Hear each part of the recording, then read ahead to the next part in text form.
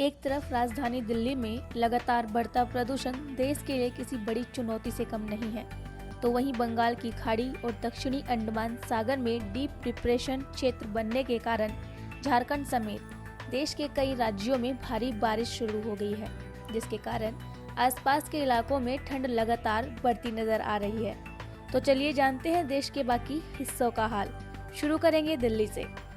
दिल्ली में आज सुबह से ही मौसम साफ है और आसमान में हल्की धूप देखने को मिल रही है, लेकिन दिल्ली के लगातार बढ़ते प्रदूषण ने देश को चिंता में डाल रखा है। आज दिल्ली का वायु गुणवत्ता सूचकांक 450 से भी ज्यादा दर्ज किया गया, तो वहीं दिल्ली में ठंड ने भी अपना असर दिखाना शुरू कर दिया है।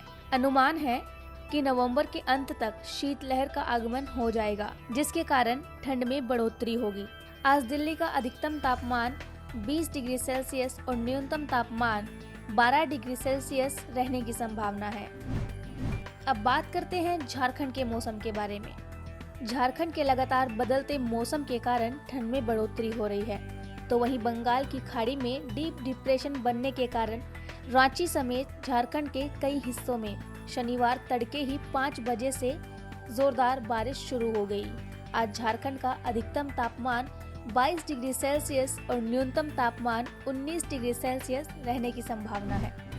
तो चलिए अब जानते हैं कि अगले 24 घंटों के दौरान बारिश और बर्फबारी के बारे में।